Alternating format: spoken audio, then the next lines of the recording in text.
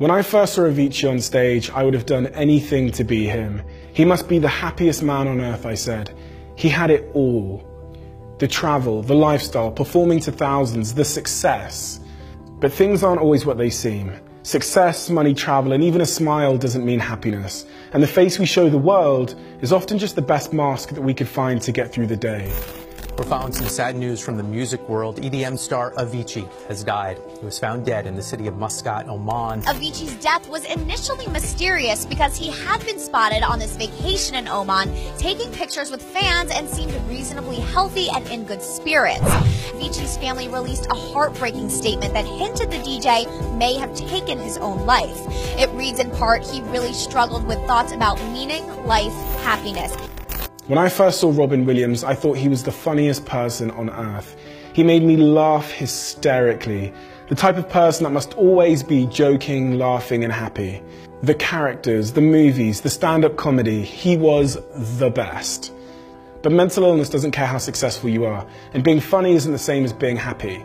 For Robin Williams, comedy was the wall he built to hide his darkness, the mask he wore to make everybody else's day.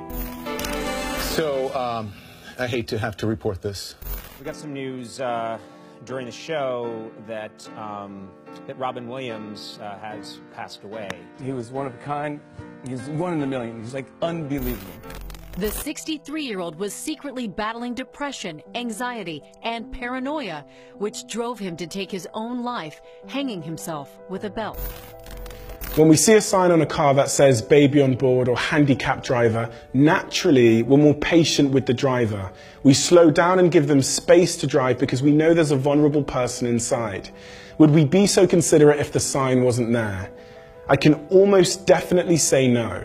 The truth is we don't know what people are going through because people don't wear signs to illustrate their struggles. You don't see a sign attached to somebody saying, I'm going through a divorce, or I've lost a child, or I'm feeling depressed, or I've been diagnosed with cancer.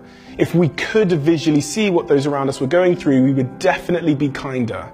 So why do we need a sign? Pain is relative, and everybody around you is going through their own pain, and it's a pain we know nothing about. A pain that's often masked with a smile to protect the vulnerable person inside.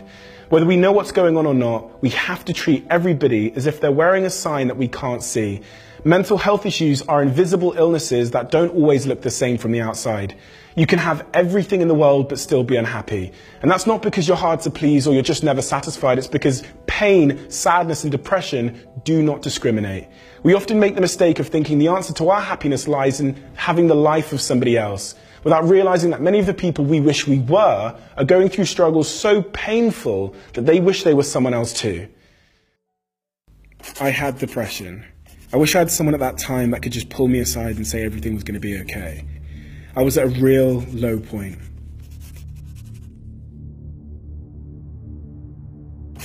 All of a sudden, I was hit with a massive wave of depression, anxiety, and self-hatred, where the feelings were so painful that I would slam my head against a tree to try and knock myself out. I'd scratch myself to the point of bleeding. I just needed somebody to sweep me away.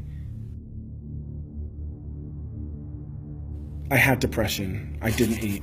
I stayed in my room. I was in a really bad place in life, going through a really lonely period. Who am I? It was beginning to get fuzzy. I couldn't tell which city I was in or what day it was. My mother kept saying to me that I had to take care of my mental health. I have probably been very close to a complete breakdown on numerous occasions. All of a sudden, all of the grief that I had never processed started to come to the forefront. Maybe the answer is simple. Kindness. Kindness isn't just something you give to others. According to Buddhist psychology, in order to be happy, it's something that you have to give to yourself too. There are two voices that we speak. The voice we speak to others and the voice that speaks inside your head and is talking to you at all times. Sometimes that voice is self-critical and pessimistic and negative, and other times it's confident, understanding, and positive. The kinder the voice, the happier the mind that receives it. Self-kindness isn't a tool to fix your pain or to manipulate your emotions. Self-kindness tells you to acknowledge your pain, not just to grin and bear it.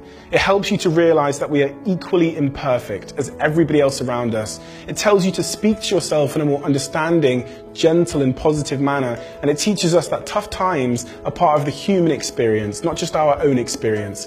And when it comes to others, often the reason why we're unkind to people is because of our own pain, our own jealousy, resentment, and anger. We're unkind to others because we've not been kind enough to ourselves. If every voice in the world was kinder, including the voice inside our heads, every action would be kinder too. So if you want to change the world, if you want to change your world, start by being kinder to yourself.